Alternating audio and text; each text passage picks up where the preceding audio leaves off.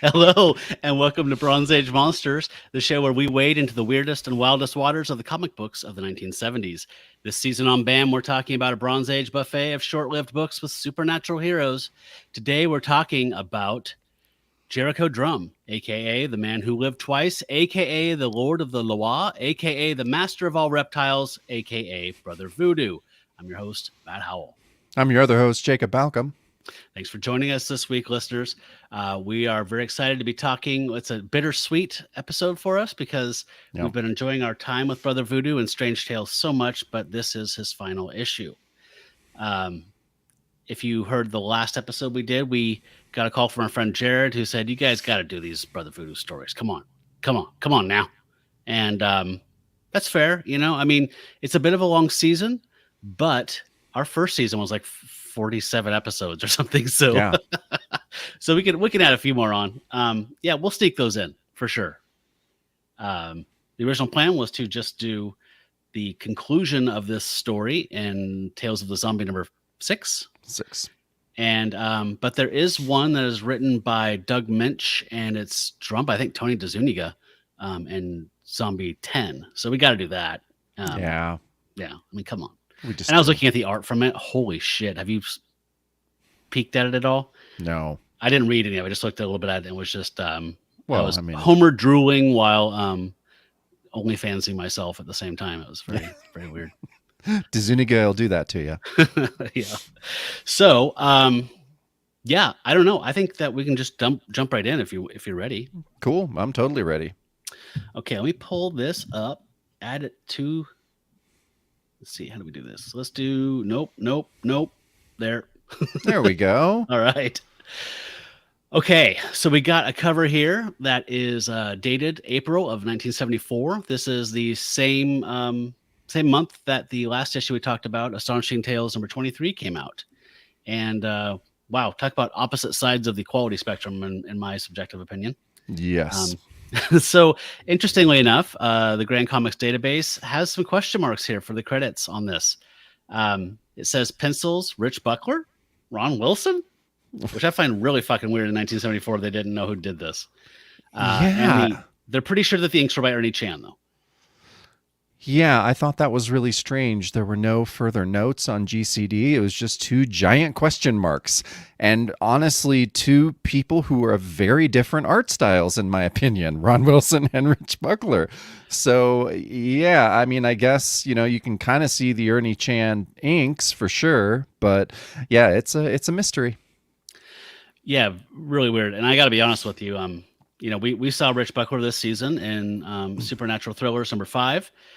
Drawing Steve Gerber's Mummy story. And I mentioned before that I'm a fan of the Red Circle Archie Heroes line, and he did some of that stuff and was kind of the showrunner of that whole thing. And I don't see Rich Buckler in this very much. No, me neither. So this cover here, if you're just listening, says Strange Tales featuring Brother Voodoo. This is 173. And the scanned version that we put out to share was very dark and muddy and really hard to see details on. So I was happy to see this restored one, which is probably restored for the Masterworks or something. I don't know. Mm-hmm. But what we have is a bank of fog kind of carrying over from the last time we saw him, a fiend in the fog. And Brother Voodoo is facing us, his arms raised as he is practicing some type of magic. And I find this a little confusing. It's like a bottle rocket or something, like going over his shoulder and landing in front of him and exploding. And it says, "Beware the Black Talon, black magic beneath a blood red moon." And there's a circle of fire burning above this exploding firework type of thing. I find that a little strange, but what I really love is behind him, there is a kaiju figurative Black Talon. And he is a very bizarre looking creature. He looks like the voodoo version of Nighthawk. He's got a pointy, jagged rooster's comb and a little beak on his mask, and he has black feathered cowl. And I love his claws that are full on like chicken claws with giant talons on them. And he's rearing back all in blue, looking shocked and horrified at what Brother Voodoo is doing, which is some really just power trick, it looks like. Yeah. It's I know I shouldn't like this cover because it's kind of confusing and weird, but I do. I think it's kind of awesome. And yeah, I agree with you. I think this is definitely Ron Wilson. I looked back on some of the Werewolf by Night Ron Wilson covers, and it looks just like this. Like I don't know. I wouldn't put Rich Buckler at this at all. I yeah. And again, I'm kind of a Rich Buckler apologist or whatever. Sorry, folks. I'm sorry. I didn't see your comments until just now. I was on the wrong tab. Me too. Hello, everybody. I'm having an off day, so you guys are gonna have to bear with me here a little bit. Cool. So I'm a fan of it too, and it doesn't really work that well, but I absolutely love the Black Talon, and I love this kind of overwrought Black Talon character in the background, looking horrified at our hero. And man, I'm absolutely loving Brother Voodoo's outfit. I never really thought much of it or about it much before this season, but the more I see him now, especially when he's drawn by Gene Colan and colored in by Glynis Wein or somebody like that, holy shit, he looks fucking cool. Yeah, he looks super cool. All right, well, I think I'm ready to dive in. All right, well, yeah, let's dive in.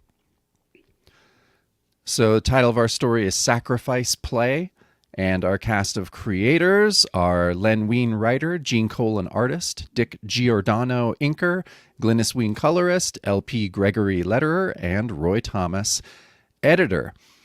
So, the opening narration, which I love, reads, "Night on the outskirts of fog-shrouded New Orleans as a powerful black figure strides through the wide-flung door of an ancient tumble-down shack. His name is Brother Voodoo, and he has come to seek the help of one whose legend surely rivals his own." And so, yes, he's coming through these doors. There's an amazing drawing of kind of a wizened old woman who says, "Come in, child, come in. How can old mama serve you?" And it's a killer opening page. And I just kept going to the cauldron and the smoke and mist that's rising from it, because no one does cauldron smoke like Gene Colan. No. And yeah, this is another page where I just turned this and was like, God damn, he's a good looking character. Yeah, so cool. And I was thinking, I really wish that there was a Brother Voodoo, like Marvel Legends figure. And then I started looking, and there is. Okay. But it's when he became Dr. Voodoo, and it's that revamped, like dreadlocked ponytail. It's a little 90s looking, to be honest with you. It's not, it's still cool as Brother Voodoo, but I feel like he's like fully, I don't know, leveled up, gone his final Pokemon form. So he has like white, like no irises in his eyes. Like he's just, he looks like he's fully like electrode out or whatever. Like it just not my look. And I shouldn't complain that there's a figure for this obscure character, but I'd really want the 70s Brother Voodoo so bad. I know. Classic Brother Voodoo would be amazing to have a figure for. Glenn is commenting that we should have a new drinking rule that is cauldrons equals drink. Okay. I'm going to go for that. So, Matt, what are you drinking? So I didn't really know what to have. So I'm having some Boodles. Have you ever had Boodles gin? Mm-hmm. So it's Boodles with a splash of elderflower liqueur and just on a giant rock with some seltzer. I don't know if it's even any good. Let's try. Oh, gin and elderflower is great. And Boodles is great gin. Yeah, it's very tasty. So I'm having a double Ramita alteration with all the cherries. So many cherries. Yeah, Glenn's pointing out, he hasn't looked lately, but he thinks the Dreadlocked Brother Voodoo is still pretty cool. I'll have to give it a read, and I'm definitely going to pick up, now that I'm fully on board, I'm definitely going to pick up the collection of when he took over, whatever, when Doctor Strange became Dr. Voodoo for, I don't know, a year or something. Mm-hmm. I'll check it out. I haven't had a lot of luck with Jack Russell. We'll see how it goes when people work with this other beloved character of mine in the modern century. Yes. All right, let's move on then. So that's a gorgeous splash page, and like you said, I love that little. She looks like a little, like a little Russian old lady or something like that, like an apple, apple doll. Talking about. No, well, you remember from my one ghost story that I told, Alicia has this like nut doll, this like folk doll that's made from like a walnut face, and it's painted, and that's exactly what she looks like. Yeah, I love those weird folk art things like that. Okay, well, let's move on. So we've got a nice page here that's inside the interior of this hut. and her name is Mama Limbo, and she is blind. So I love the way he draws her. Again, she's like this wizened little face and these, again, irisless eyes, just sclera. And but they say tis said there's nothing she cannot see. And so he goes in and explains to her, like, Brother Voodoo is the man, and he needs to go to somebody for help. So this is a serious case. And so he asked her to help him find Laura Lee, and she asked for something, and he says, "I brought this scarf." And we get this nice little thing on the bottom half of the page, or bottom 2/3 of the page, where I'm not going to do her patois, but she takes the scarf, she puts some bones, I'm sure it's chicken bones, wraps them up in it, proceeds to do this magic. And I love this second panel where he's just kind of like looking at her with his chin on his hands, like just watching, scrutinizing the whole thing. And she's probably reciting some chant or whatever. And I love this bottom left thing, this L-shaped panel where you're looking up at her, and Glynis's colors throughout this thing are insane. Like, I feel like she had a little mescaline or something like that, and it's just kind of humming in the background while she's working this day, and she's just in a really good mood. Everything just looks awesome. And so she flicks her wrist and she throws down the bones. And I just love that we get to meet this new character, this expanding cast of characters here. Yeah, it's great, and I love that it just dumps us right in. Like, it's we don't really get too much explanation. I mean, a little bit in the narration, but yeah, we just get dumped into this new cool character that obviously, probably would have been a big part of the book going forward. This is obviously someone in New Orleans that would be an ally of Brother Voodoo. So yeah. Yeah, this would have been like, remember that Kolchak we watched, the zombie, when he had Artie the Ghoul or whatever, the guy that works down at the at the morgue, and he gets all his info on. So it would have been one of those types of characters. Where yeah. Oh, gee, I can't remember. Well, maybe a 5 help? Yeah. That's coming back to me now. But with magic. Yeah, so cool. So next page, Mama Limbo reads the bones. And and she says, "Oh, this is bad, child. Very, very bad." But the Voodoo's like, "What is it, old woman? What do you see?" And then she says, I see the girl you're looking for. Very young, very beautiful. And she basically just goes through and talks about the last issue. But because it's Gene Colan, the flashback is equally as cool as the original art that he did. Like, his flashbacks, they really do evoke dreams. Like, they're just it's very washed. It's real, like, real kind of cloud-like, and all the panels have kind of like waves around them, and it's just so fucking cool. And so we see Laura Lee Tate in the Mississippi, Brother Voodoo diving in to save her. 6 men attacking him, taking Laura Lee away. And down at the bottom, we have an editor's note from Roy. It says, "All of which you saw too, true believer, if you bought Strange Tales 172. If not, shame on you." That's from Stern Roy. That one made me laugh. I did. I laughed too. Yeah. I don't know if I've seen Stern Roy before. I haven't either, but I love it. I love Schoolmarm Rascal's Roy. not here right now. No, he is the headmaster Roy right now. Yeah, I'm with you. This page as a layout, as a whole page, is absolutely amazing. I mean, the panel by panel art is gorgeous, but that previous thing here, like where we see like Laura Lee in the cauldron smoke coming out, and that just gentle touch that Colan has, just kind of, she's almost just like a whisper visually, like God damn, it's so good. And Mama Limbo's face as well is just on fleek. All of her stuff's fucking amazing. Yeah. And I feel like he's taking the flashback panel to a new level of like fluidity. Like it's even more like wishy-washy and weird, and through a mirror darkly or whatever. Yeah, I mean, you and I have commented on this pretty much every issue almost, but I really feel like Colan was into drawing this book. Like it seems like he really put a lot into it. The art, and his art is always good, but this isn't. I don't know. Like Colin, of course, is amazing, and Tomb of Dracula is amazing. I'm not a super fan of his Daredevil art. Like it's fine, but his horror stuff, like obviously, it's more of a passion for him than superheroes. And I honestly feel like he had a better time drawing Brother Voodoo than really any other comic he did at this era. I think so too. And I mean, he's not that deep into Tomb of Dracula yet, so it's not like he has like Dracula fatigue or anything. I think he's just really enjoying this assignment. He does. He loves it. He loves Len's writing. He just, Yep. I think they're working so well together. Yeah, me too. I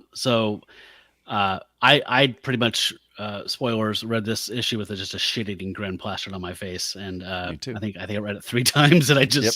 I feel like I'm 12, and I'm just super stoked every time I read it. So it was just what I needed this week.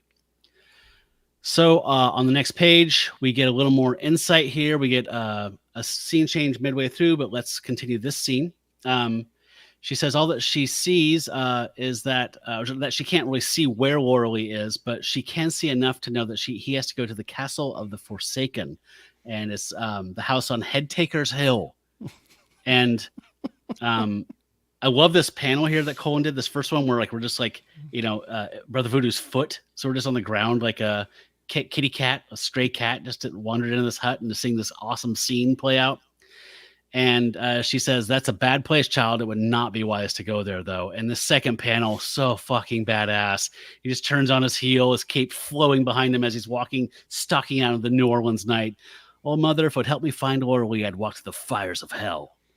And then she says, "Well, then go in peace, and may Gede Nimbo guide you." And I looked this up. It's not Gede Nimbo, it's Nibbo, but he is a psychopomp. So it is a Loire character who is associated with the death and life Loire. So he's like one of those guides that will take you from one threshold, like across the threshold into the land of the dead or whatever, that type of like Mercury or whatever, in Cool. mythology. So I thought that was pretty cool. Yeah. And he's a very interesting character. So he also dresses kind of like Samdi, but he often dresses in drag. And people will play him like in rites and festivals and stuff like that. He's considered effeminate, on the womanish, and he's a dandy. He always dresses really well, and he is often in drag and just wears women's clothes and has a very high, soft voice when he speaks. Like That's when people rad. channel him. Isn't that cool? That's so great. I went down a whole rabbit hole of this dude today. I was absolutely loving it. So then we cut over to Laurelly's dad, Samuel Tate.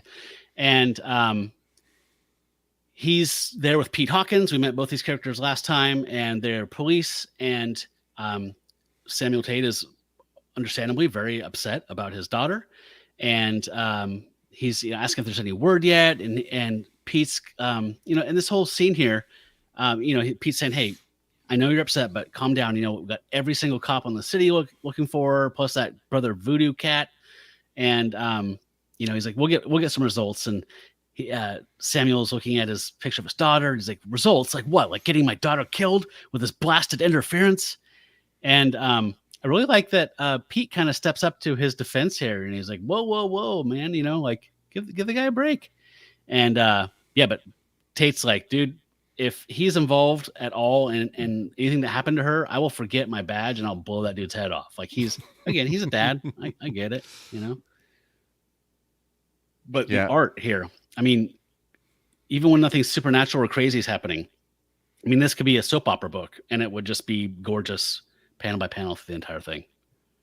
Yeah, I love how he draws Samuel Tate too. Like he's really, really cool looking. And again, I feel like Tate, even though this is really just the second time we've seen him, his character already has a lot of nuance, and we feel like we really know him. And I think that's Len creating really lived-in characters that immediately grab you. Yeah. Our friend Russ says he'll be seeing a version of Black Talon on Gamma Charge because he thinks that he runs into Jennifer. Russ, there are 3 Black Talons. I doubt it is the same Black Talon that we're meeting here. the mantle has been taken up by other characters throughout time. But it could be the same one. I do believe that this is the last time we're going to see Pete Hawkins and Samuel Tate, though. Yeah, I didn't see any future appearances from them after this, which is a bummer. Yeah. I really like. I also like Tate, but I think Pete Hawkins looks badass. Look at that bottom right panel of him. I know. Like, how did that guy? I mean, I would just like spin him off. I would read it just a cop procedural, New Orleans, LA, PD, whatever, New Orleans PD. Come on, Pete Hawkins, paranormal investigator. It doesn't even have to be. It could just be normal cop stuff. Drunk girls showing their titties for beads, whatever you got to do. Whatever you got to do, just get Pete Hawkins in the story, and we're there. Yeah, but so my takeaway for this page though was, okay, so we got Headtaker's house, like I don't know, what Castle of the Forsaken, Headtaker's Hill, and I just said, stop making me love this world. Like, stop, you know. I know. Like, stop breaking our hearts. Yeah. So. Anyway. No, it's super badass. Yeah, at the bottom panel we see Pete who says, "Whoa, Sam, easy. We're doing everything we can." And then on the next page, Sam's like, "Well, blast it, Hawkins. That's just not enough. Not nearly enough." He's beating his hand on the table. And Pete's like, "Ah, come on, Sam. What more can we do?" And Sam's finally just like, "You know what we should have done in the first place? I want a warrant issued for the arrest of Jericho Drum, alias Brother Voodoo, and I want it now." And then, we go back to Brother Voodoo, and he has made it to the Headtaker's house. That I love that he describes it. He's like, hey, there it is, Headtaker's house. Once the home of a public executioner, the scene of bloodshed and debauchery. Now the home of Desmond Drew, a man who some say considers himself above the law. And above entertaining guests as well, it seems. These gates are locked. Okay, yeah. We got it. So Ween just built us a Marcosa house. Thank you, Mr. Ween. Right? That's what my first thought was like, oh shit, this is going to be like some paranormal hub that he meant to use all the time. Yeah, no, it's so cool. And so, he jumps over the gates and is, I love that last panel that we see of him. His face kind of, half illuminated and in shadow. Yeah, so fucking cool. And then he hears like this growl off panel and he's like, seems fences are not Drew's only method of preventing unwanted visitors. But I did notice like him jumping over the gates and him jumping back over the gates in a page or two. Honestly, some of my favorite panels in the whole issue. I know. I had the same note. They're like, so good. This is like the most basic, like gumshoe type of action, and it's just fucking like ballet. Yeah, this one is good. And then when he jumps back over, it's I think it's some of my favorite comic action I've ever seen. It's blew me away.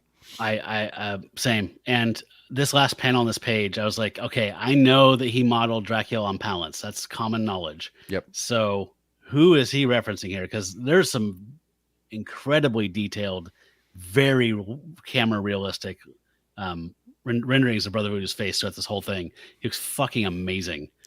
Yeah, I mean, it has to be photo reference for some of the stuff. Like it's too real. Yeah, this is one of my I've stopped writing down. This is my favorite page after a while. So it got silly. This issue was an embarrassment of riches, in my opinion. Yeah, and the fact that we didn't get more, I lament every time, and it's getting worse with each issue. How much it's chapping my ass. Like it is. I just my first note for this whole thing, which I deleted, was this is why we don't have nice things. Yeah, that's true. Because we don't appreciate what we have when we have it. It's gone. Yep. And I hate you, and I hate your ass face. Oh man, we ready? Yeah, we're ready. All right. So the next page, we get a very classic type of, again, this is like a gumshoe, like investigator, going off half cocked on a case. And he lands down. He sees that there are a pair of Dobermans, and not blown away by Colin's Dobermans. I feel like this guy can draw anything, and I was just like, they're okay. Yeah, they're okay. Yeah, and then we get the second panel of him, his eyes glinting, and we see that some magic is happening. He's doing the voodoo that he do. I really sorry about that. I promise it'll never Yeah. happen again. But we've seen that he can exert influence over any living thing. And so the dogs become immediately placid, calm as hen do cows. And he's petting them, and he's like, "Nice dog, good boy. No need to be frightened. No reason to attack." He's like, "Go tell your master that how good of a job you did." And they're like, running off, licking their crotches. And then the bottom, we get this really nice panel of this guy looking at this very gaudy, expensive mansion, looking out the windows like, "That's odd. The dogs have stopped barking. Either they've let whatever it was they were after get away, or they've caught it and finished it." Great page, man. I can't say enough about Colin's pencils at this thing and his layouts. Like, it's just like the dude's juicing. Whatever cartoonist steroids are, he's on it. Yeah, it's unreal. Like, I mean, I know, we have a lot of great artists, and we've had a lot of great artists since Colin, but goddamn, I mean, this is a height. This is a peak that was reached in cartooning and comic illustration and everything, and fine art, really, with Colin in the 70s. Like, it just has rarely been beat. I kept thinking when I was reading this about when I think it was Roy in the interview said, like, Gene was just a nervous artist, and so he called up and he was like nervous if he wasn't working. Yeah, right. So he would call him up and bug him for assignments. Like, I don't know why I love that the little behind the scenes stuff in the interview was so fucking cool. Yeah, again, and yeah, Jerry calling in pages from McSorley's bar. That was absolutely one of my favorites. So yeah, let's go to the next page. So yes.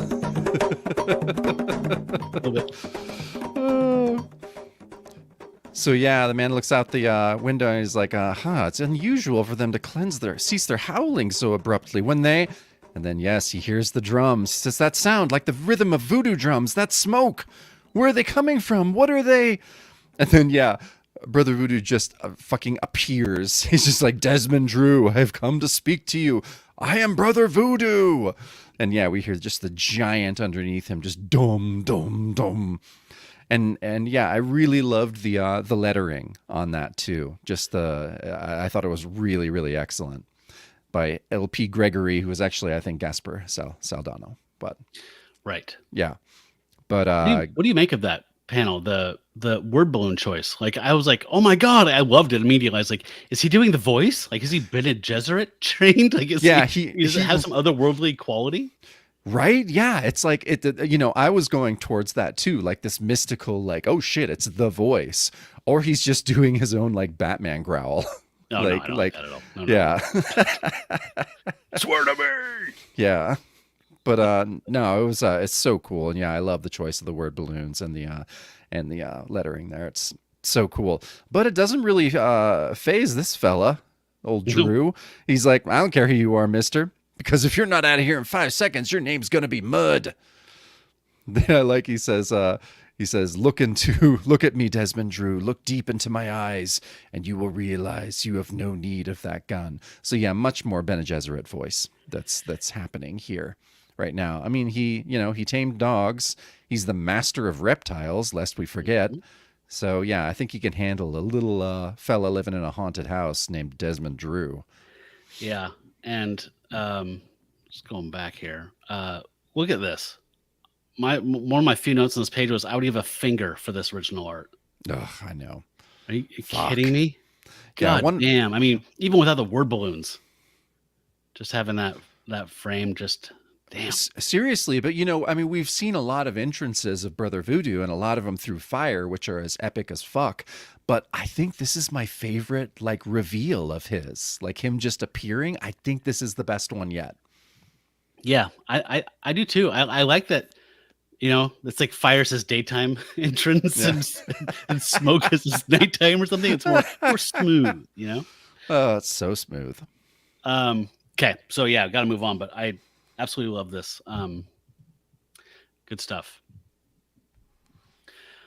Okay, so on the next page, we get this little showdown between them and the, was it Head Taker's house? Is that what it's called? Mm-hmm. Head, yeah. So the whammy has worked. He says, "So I don't need my gun." Okay. And he puts it back in the drawer, not realizing he's being manipulated by Brother Voodoo. I love that shit. He's like, "But I still don't have to trust you." So I like that Brother Voodoo has these ethics, right? He's not completely working this guy like a puppet. No. He's just giving him the suggestion, like, you don't need that gun. He's like, Yeah. I don't need this gun, like Obi-Wan. Yeah. But he's not like, he doesn't lost his own free will in his agency. So he's like, all right, you come to talk, then talk. I'll listen. You want a drink? And he pours himself a whiskey, and Brother Voodoo says, no, I never indulge. And then, so I was looking at this dude. If you're just listening to this, he has like a pinstriped suit on, a burgundy suit with pinstripes, and really crazy wide white lapels, a white bow tie, a waistcoat, and there's like a pink shirt under this vest, but it's I couldn't tell if that was supposed to be tuxedo ruffles, but it looked very feathery to me. And I was like, damn, is Gene just dropping a little foreshadowing here? Like, you know what I mean? Maybe. Because I thought those looked like very feathery, and they look that way throughout this whole thing. Let's move on to the next set here. So like he sits down and he explains the whole thing to him, and he's like, I don't know what you expect you to find here, but I can't help you. And he's like, I've never heard of that girl or any of those other girls. And then I love this final panel here where Brother Voodoo's like getting a pre-mist going, where it's like it's the equivalent of like standing up by somebody's door and like swinging your keys in your hand, like, yeah, well, about that time. Well, thanks for dinner. It's great to see you guys. But he just gets a pre-mist working, where it's just kind of like does. 1 foot out the door, and he's like, he says, deep within me, I didn't really think you had, but I felt obliged to make the effort anyhow. Thank you for your time and patience, Desmond Drew. Sleep well. And then the drums start playing again. And he's like, sleep well? With all that racket you're making? How can I? And he's gone. Again, vanished like smoke he left behind. I may not like that man over much, but I must give him credit for one thing. He does know how to make an exit. And I say, forget Batman. This guy's the new king of stealth entrances and exits. Hell yeah. He becomes fucking mist and drums start playing. Like, oh my God. So fucking cool. Yeah, what a great page, especially that panel of him just kind of, because it just looks like he's dissolving into mist. Like, it's just, it's so awesome. It feels like he's getting more powerful, and he's like on his like second case. Like he's already just like exponentially getting better at voodooing. Yeah, no, I absolutely. I was kind of dreaming throughout this because, his power is growing. I'm just like, man, the Marvel team up I want is fucking Brother Voodoo and Son of Satan. Like, that's God. That's as fucking cool. Send those two on a case. That's a dream. Yeah, there's got to be some kind of a sympathetic magic going on between Soulfire and Brother Voodoo's magic, and fucking A. So cool. And then we just go to another just goddamn gorgeous page. So he makes his exit, and then immediately is just like, well, something was wrong back there. Like something in Drew's attitude didn't ring true. I can't put my finger on it exactly. And then, we have these next two panels, and okay, but first off, what I loved more than anything was that and speaking of Damon, his first instinct is to do research. He's like, well, perhaps a visit to the police records room can enlighten me about Drew. I was just like, yep, he needs his tomes. He needs to go look through some files. I can imagine him just like materializing in the records room with like the drums pounding. He starts going through boxes, like file boxes, and some angry librarians. Yeah, just come on. No voodoo drums here. No drums. But he doesn't have time to do that because, there's this kind of, mystical laughter that happens. He says that laughter, the same bone-chilling sound Laura Lee warned me of. And then I love the laughter that travels over these panels. It just makes it so cool. And then, the fiend, what he calls the fiend in the fog, appears behind him. And he's like, oh, it's the fiend in the fog that caused her to plunge into the Mississippi. And Roy, says that it was depicted in detail in Last Dish. But, the detail is still pretty cool in here, too. That panel of the fiend behind him is just really, really awesome. Yeah, like you said, I think you said Swamp Dagon. Like, again, it looks like some strange yokai or something like that. Just some folk deity that's like demigod or something, and it looks like it's insane. You know what I Yeah. mean? Like you always hear about like eldritch mad gods who are just like out of their mind or whatever. Like he seemed like he's just like laughing like a loon because he's that crazy. Yeah. No, he absolutely is. The frog in the fog. That's great, That's Glenn. good, Yeah. Glenn. Okay, but I mean, I'm going to double down because these next three panels, I swear to God, they're my favorite in the issue. I just kept going over them again and again. It is literally just him fucking leaping over the fence again. But he's okay. So yeah, the first one, we're behind him. He's, we're kind of low to the ground looking at him. Then he kind of leaps up, and then yeah, we see him, like the camera is moving, but it's moving in such a strange, subtle way. It's very different. Like I don't think these are usual choices that you would make to show someone just leaping over a gate. There's something so weird and nuanced about it. Like, I don't know. I got really weirdly stuck on it. And I was not high. I was fairly sober and just fairly and just kept going back to it and just fixating on it. Am I wrong? No, Yeah. it is amazing. And this is another page, the whole page itself. Glynis Wein, I mean, Colin's layouts and the way his approach to breaking this action down into panels is fucking insane. Then on top of that, you put these colors on. I can't get over how cool it looks. Yeah. God damn. I know. Amazing.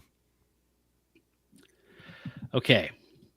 So on the next page, he has landed on the other side of the fence, but he has encountered the same goofs that he met last issue, the same 6 black-robed figures, and he starts laying in on them. Like one, I love the second panel. One just dives at him, like just balls out, like he's full Superman flying right into Brother Voodoo.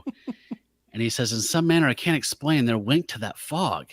And then he realizes, I love this, like he's so smart too. He's like, oh, that fog, that laughter and like me kind of evading it, that it was like a sheepdog. It was like herding me over here into their arms. So it has intelligence and knows what it's doing. And I just got worked by this frog in the fog. Yeah, we get to see him laying into these dudes. He picks one guy up and slams him into another one. He says, but this is one steer who does not go easily to the slaughterhouse. And one of the guys, they're starting to wrap him up. He's getting overpowered because it's 6 against 1. One says, enough, Voodoo Man. You've already shown us your power once this night to no avail. I was like, holy shit, this is all one night. That's one right. Night. And he's like, and there is no man upon the earth who has faced the chosen of the Dark Lord twice and lived to tell the tale. And at this point, someone's grabbed his leg, so he's losing his footing as someone else is tackling him from above. So it's clipping. It'd be a 15-yard penalty, I think. I don't know. Maybe it's not clipping, but it's something. Yeah, at least they don't trip him like a bum this time. Exactly. Yeah. Right. That was a little anticlimactic last time. So this is the action here is really, I mean, goddamn, of course it is. It's really, really well done. I mean, you can feel Brother Voodoo getting overpowered from panel to panel, like you can see him kind of getting outnumbered in a very logical way that makes physical sense, and that it makes you so invested. I would think most other artists at the time would absolutely hate Gene. Like, so you can do these moody, cool, a castle on the moors in the middle of the night that looks like the most gorgeous thing in the world. And you can turn around and do a kung fu fight scene and have it also be the best thing in the world. Like, that's not fair. It's not. No, I'm sure if you were an artist working at this time, you're probably just like, fucking Gene, man. Yep. Like, yeah, there's no topping him, honestly, at this point. He's the best artist working at Marvel. No argument from me. Yeah. So on the next page, this continues. So Brother Voodoo is now on his back or whatever. He's getting swarmed, and one guy's like trying to choke him. He's like, "You've become a thorn in our master's side, Voodoo Man, but a thorn can be easily removed." And Brother Voodoo has one last card to play. Thankfully, it's an ace. He says, "I can't gain any leverage. They're strangling me. I must summon the Loa spirit of my murdered brother Daniel before it's too late." And we get this nice panel of Daniel's spirit rising up. And he enters into I would assume Daniel's smart and enters into the biggest of the 6 robed guys. And this guy looks like he looks like an NFL dude, right? Like he grabs 2 of the cult members from behind and like yanks them up. And I love that just the spirit Daniel, like he's not all the way inside him yet, like he's still settling in. That perspective is so cool. Like we're looking from Brother Voodoo's position as he's getting these dudes yanked off of him. And like, hey, what fool? What are you doing? And the guy says, why do you betray us? And Brother Voodoo says, because I ordered him to. He is under my power, and the power of your dark lord is as nothing compared to the power of Brother Voodoo. Thwack! As he kicks this dude off of him. Just awesome. It's Just so awesome. Sheer awesomeness. Yeah, no, it's it's great. I love Daniel coming out, starting to possess. Yeah, that was I don't know. I was excited. We haven't had as much Daniel as I expected. A lot of times, like Daniel's kind of hasn't worked out as well. And but yeah, I think he's really starting now. Yeah, because he couldn't take the Zuvembis, right? No, but I like that they did introduce in that storyline that it's a great expense of Brother Voodoo's own energy to do that magic.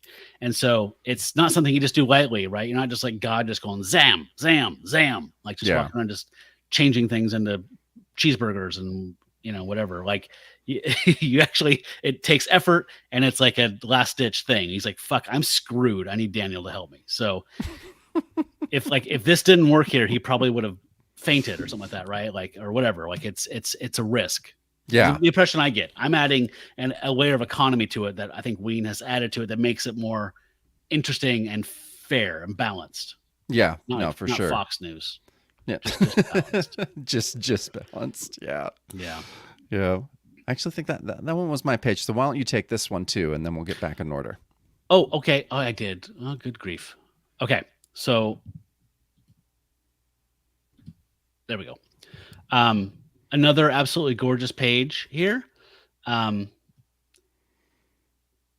said you want me to do this one, you said? Yes. Okay. So his attackers are routed. The Lord of the Loa summons his brother spirit back to him. I love this kind of monochromatic purple thing going on, like this reddish, weird purple. And Daniel's just pure blue and white spirit rising up out of this monochromatic thing. It's so powerful. And entering into his brother's form again, he feels a grim chill of satisfaction as he and his sibling become one once more. Doesn't get old for me. No, not ever. And but the satisfaction does not last long. He says the fog, I'd almost forgotten it because the fog's starting to encircle him again as he's having this brief moment of respite between trials. And he says it seemed to be watching, waiting for its servants to overcome me. So he's realizing like there's something going on here. This thing's intelligent.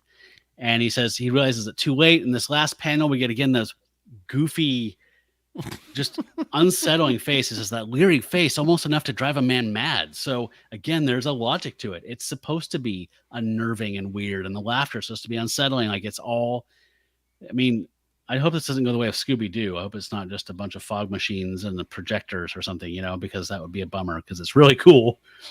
He says, but I won't have to look at it much longer if the fog affects me as before. He realizes like I'm, last time I saw this, I passed out. Yeah. And I realized I was responding to something with this face, and it was reminding me of a Hardy Boys cover that always freaked me out when I was a little kid. And I think I stuck it in here. It's like called like the Case of the Melted Coins or whatever, but it has like a New York, like a Northeastern native tribe like art in it, like a mask. Huh. And it used to, I think it's in here. Yes, here it is. Oh, awesome. The Melted Coins. And this cover freaked me out when I was a little kid. So I realized that's what was bugging me, was like it just has that kind of loony, like, but it's also like kind of sinister in its silliness. Yeah. So I'm sorry about the page shuffle there. Oh, no. Absolutely. And yeah, that final panel on this last page. Yeah. With the fiend in the fog. I just fucking love. Again, this whole page really affected me in a way. Like this is the one that, I might want as a blacklight poster. So let's so take one more drink there, my friend. I will happily do that. All right. So next page, we got Brother Voodoo is saying, like, fascinating, the fog hasn't touched me. If this means what I think it does, there's only one way to find out for sure. It's dangerous, but I have no choice. And it says, then, so he has a plan. He's like, oh, okay, I think I know what's going on. But then he doesn't do that plan, right? He just gets mobbed to where, Yeah. which I thought was a little weird. Like, I don't know if that is going to come up again. It doesn't really in this issue. It kind of is just like, he had this light bulb go off in his head, and he's like, oh, I got this plan now. But then he just gets, tackled by all of the dudes. And he's like, oh, got to make these next few moments count for something. But then they all just come at him and then, thrack him with a club. And then he goes down. But says, yeah, in the minutes that follow, the Voodoo Master's adversaries know they've been in a fight. But in the end, for Brother Voodoo, it proves to be a most futile fight indeed. So, yeah, he just gets cracked with a club. And then the cult members in the bottom panel say, carry him, my brothers. The Master will want to deal with this one himself. So what did you think of that? That first panel? Yeah, well, just this whole thing of him being like, oh, of course, but then not really getting to do his plan. I agree that something about it didn't work smoothly as a read. But the second time through, I got it a bit and was like, that's cool. I mean, I pondered. I hung out on this page for a few minutes. I was like, I wonder what he was thinking. Like, Yeah. Is he thinking something to the effect of like I was? Like, is this actually false? Is this not really magic? Is this illusion? Is this human craft? And so, because like it didn't touch me. I wonder if, and then he doesn't get to see that through. But yeah, I was wondering like, oh, it's because it's physical. Like it's fake. But I don't know. I kind of hope it isn't. I hope it isn't too, but I mean, we don't get an answer this issue, which I thought was, I don't know, that was the only time in this perfect issue to where I was like, oh, I felt like I had to think about it too much. And since I had to think about it too much, something didn't work. Yeah, that was odd to me. Colin's use of panel arrows guiding the reader, I thought was a little unnecessary. It was unnecessary. Very old convention. And I didn't know if they were necessary. It just kind of, I'm not gonna say it pulled me out, but I was just kind of, because you and I have literally been reading comics almost since we've been alive. So like, yep. I've come to not even hardly see them anymore. But at the I'm looking at this critically, and I'm like, that doesn't, you don't need to do that. You're Gene Colan. I know you don't need to do that at all. So yeah, I love this last panel though, as they're carrying him off, and they're mostly silhouette. And yeah, again, the purples. I miss Petra, but I have no complaints about Glynis. No, Glynis is doing an amazing job. Yeah. Was that? Also, we did miss that in this panel here. There's judo. There's judo. Let's drink to that. And I love that thrack. The thrack I don't know is if that's really good. Colin or who did that lettering, but that is so cool looking. It's like Captain Caveman or something. All right. So this is our penultimate page. 2 long vertical panels, which is cool. Yeah. And we see that at last Brother Voodoo is struggling back to consciousness. He is strung up by like vines, hung to an inverted cross with these statues behind him that I absolutely am obsessed with. I can't figure out what the hell they are. Are they knights? Like, is it some Dark Ages thing? What the hell is going on? I love it. I love it too. I really focused on those guys, and it seems like knights, but if their armor was made of wood and vines, like it's some weird like Wicker Man army or something. Like it's like so cool. Knights or something. Yeah, that's what I thought. Yeah, I hung out on this page for quite a bit too because it's just gorgeous.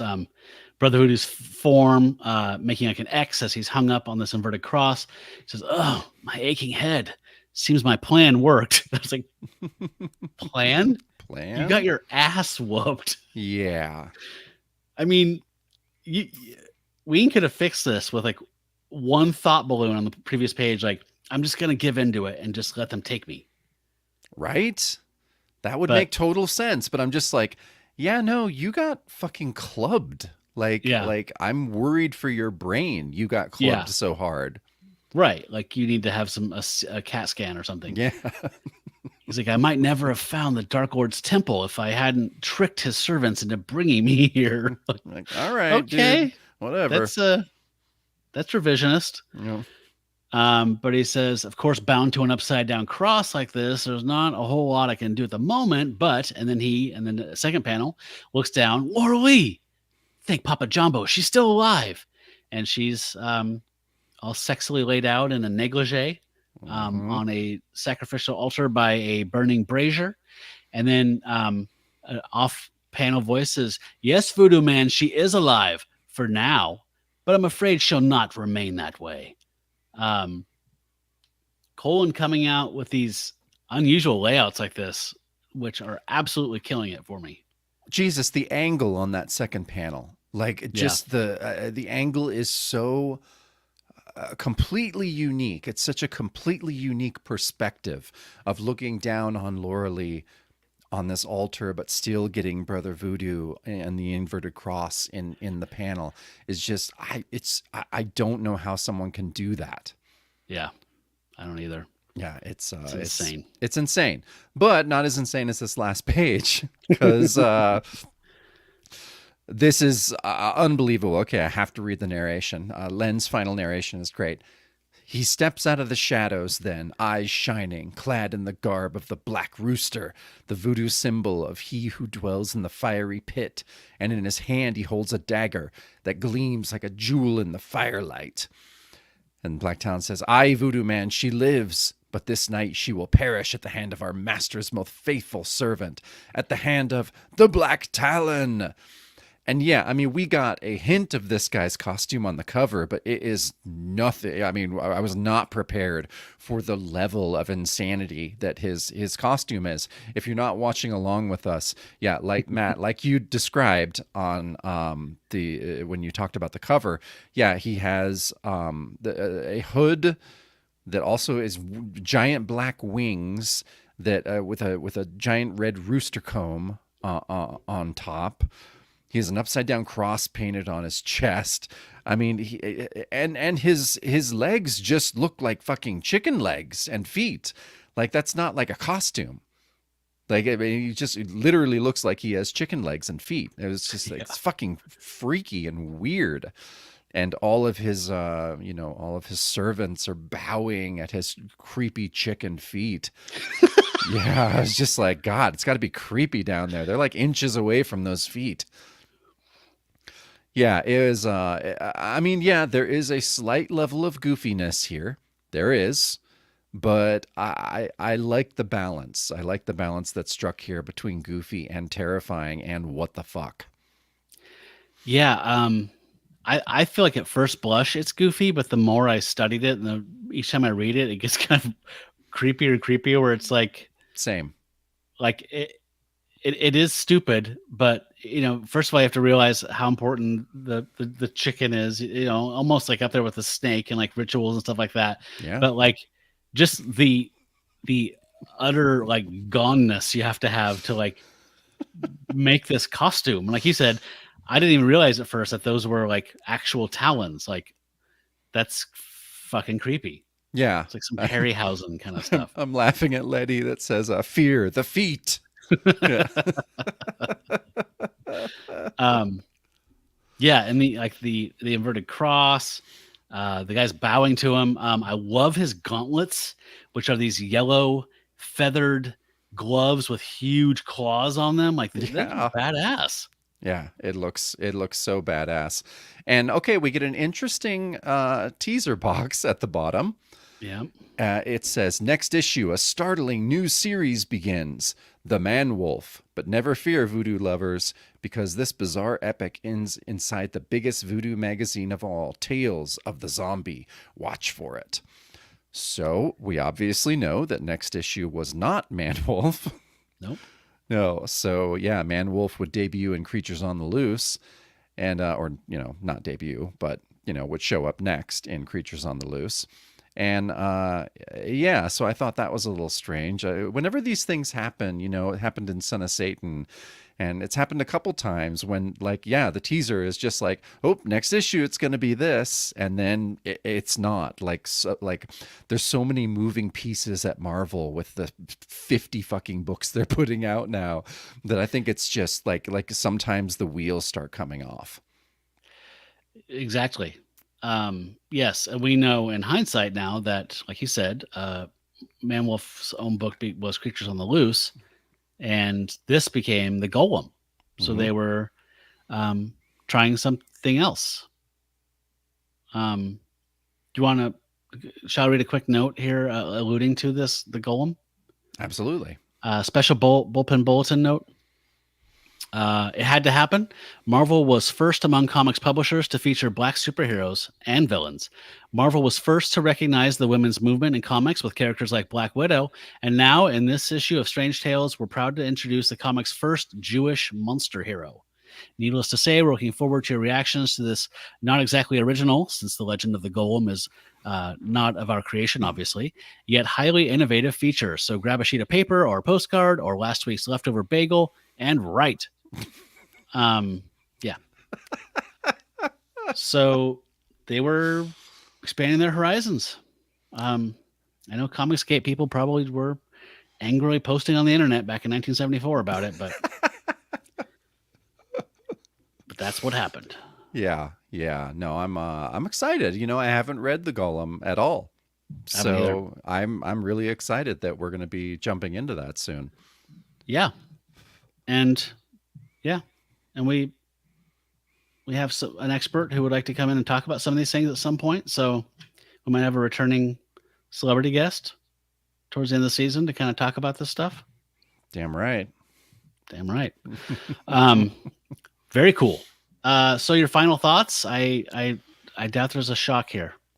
No, there's no shock. Like each time we have a Brother Voodoo issue, and I'm just like, that's the fucking coolest. Like, this is the best one.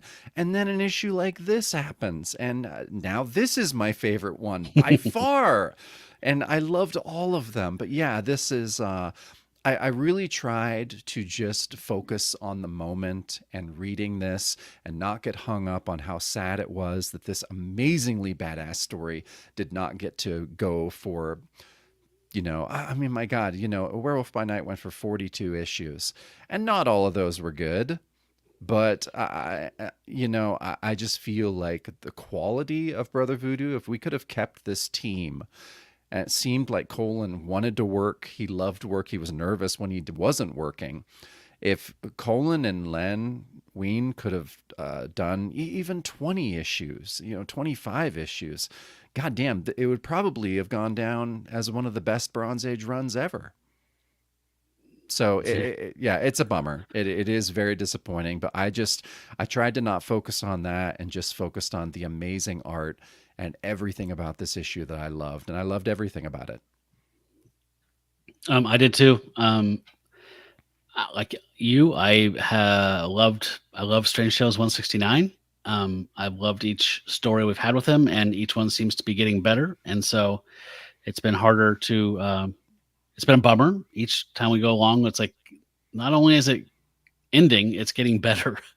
Yeah, each goddamn time. So yeah, I love Black Talon.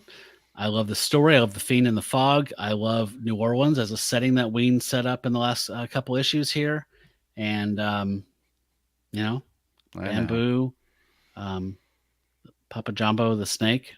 Yeah, I know everything. All that stuff. Just a fucking bummer. Yeah, it is. So I hate everything. Yep. Nothing's fair. No. Yeah. So this was good voodoo stuff. We have a bonus show that we produce each week for our Patreon supporters. You can get that in the audio or video format. And we always watch a movie that is paired to the issue that we read for the week. So, since we had a Brother Voodoo issue, we watched a film called Isle of the Snake People, or just Snake People. This is one of 4 films that Karloff made the year before he died. He was too ill to go to Mexico City and shoot them because of his emphysema. So he flew to LA, and Jack Hill, a guy that worked with Corman and stuff like that, went down and shot these things with him. He had to sit in a wheelchair between takes. I think he probably worked 4 days, got $100,000 for each of the 4 pictures, shot his scenes, and flew back home. And they went to Mexico and shot the rest of the movies around him. And we watched one of those. And it's a nice counterpoint to this issue because you always want to, if you're having the best meal of your life, you want to have a bug in it at some point and go, ugh. Yep, that's what bugs. Everyone wants, right? Yeah. But yeah, that Patreon show, again, like I said, it's weekly. And we have Patreon supporters. There's several levels and tiers of support. Starting at $2 a month, you can get the bonus show in audio format, though. So it's not a lot, and you help the show out. But one of the tiers, our most popular one, is the pack member tier. And those folks get shout outs in the bonus show and here. So I thought we could do that now, Jacob. What do you think of that? Absolutely. Let's do those shout outs.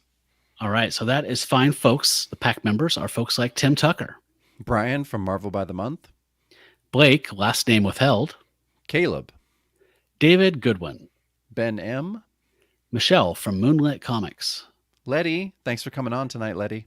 Yeah, Johnny Turner, Justin the Owl, Russ from Taste the Pot of Dracula. Russ was here. Also, he does the Gamma Charge podcast, a good Hulk podcast. Brad Michael Elmore. Brad Elmore is a good guy. Damn right. He's back on the Discord server, very active. Jason Feinstone, Worm Drive Pro, Jared C., Brink, Bill from Long Island, David D., Glenn Lash. Thanks for being here, Glenn. Rob from Marvel by the Month, Dave Kennedy, Benjamin Potter, Steve Lacey, and Brian Steed. So thank you so much, pack members. Like I say, it is our most popular tier, and I feel like, you know, what we put out there is worth it. And I think that all the pack members agree. We have a lot of people that love the bonus show, love the Discord watch-alongs, and again, just another reminder: you don't have to be a pack member or a Star God that we're going to be talking about soon to be on the Discord or to be on the watch-alongs. You can just join, and it's free, and you can just hang out with us. No money necessary.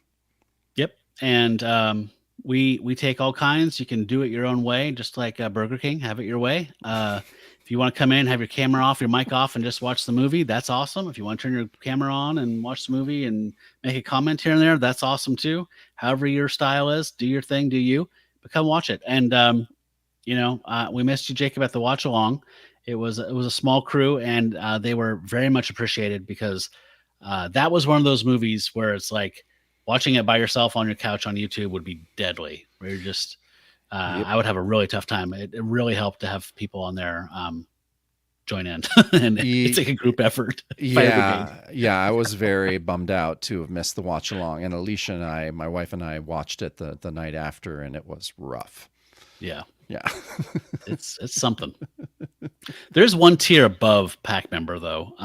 That is called the Star God tier. These celestial barbarian deities get even more content exclusive to that tier. When we do meet the golem in a few weeks, I think I will be sharing a demo of a song that I did called Der Golem. Recorded it 21 years ago. Haven't listened to it in, I don't know, God knows how long. So I'm going to export all those tracks, mix something. I'll do something with it, but it was just me trying to figure out how to use this new digital recorder I just bought. So we'll be sharing that with the Star Gods, and they get stuff like that all the time. And as a thank you gift, they get to go into our Threadless shop after 6 months of membership and pick out a good old t-shirt or a travel mug or a coffee mug with some of our branding on it. So we'll send it right to your mailbox. By the way, there are a couple of Star Gods I saw that are at that mark. So I will be sending you a message through Patreon to tell you to collect your gift. The hallowed ranks of Star Gods. The hallowed ranks of Star Gods include fine folks like Landon, Jesse McFerrin, MJ, Ryan from Across the Bifrost, a Mighty Thor podcast. John Walsh. Michael Giacchino. Melissa Watts. Josh Link. Jackson T. Overstreet. Mark Nivens. Eric Hadley. And Catherine Neff. Thank you so much for supporting the show at the Star God level. You guys make the show extra brilliant every goddamn week. Damn right. I'm really loving the lives. Like we keep saying it, but goddamn. And using Google Slides. I've been using this old slideshow forever for a while. Oh, look at that. That wasn't supposed to be on there. Whoa. Don't ignore Doe and T. You didn't see that. I definitely wasn't trying out a death cult. If you want to call us, leave a voicemail. We'd love to hear from you. Your thoughts about this season, what you'd like to see us cover in La Futura, whatever. Tell us that. Call us at 971-220-5865. That's 971-220-JUNK. You can also email us at bronzeagemonsters@gmail.com. That is also our handle on Instagram and Threads. We can be found on Blue Sky, and we're not on Twitter. We nuked those a while back when it went full on racist, anti-Semitic, whatever.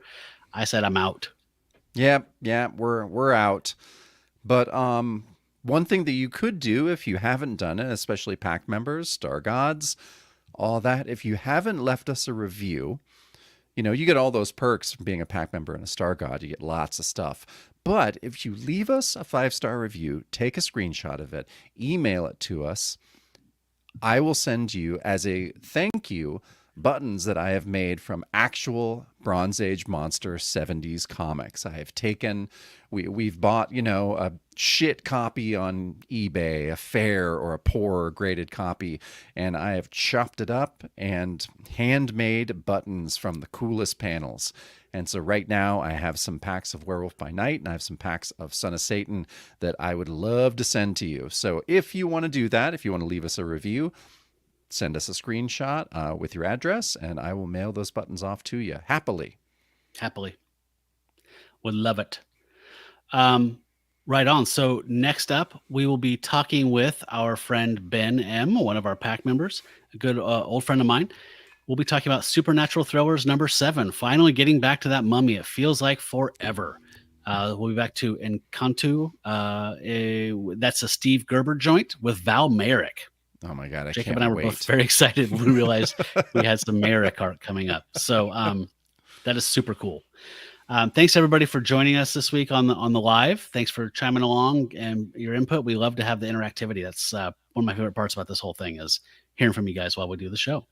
Yeah, we love the live thing. So yeah, if you do as well, we'll keep doing them. We want to try and do a live stream every month because it's great. It's great to interact with people, and it's a lot of fun for us as well. And I think we're getting the hang of it. I think we're doing it okay now. Yeah, I'm sorry about that whole Heaven's Gate thing. That was not for public consumption.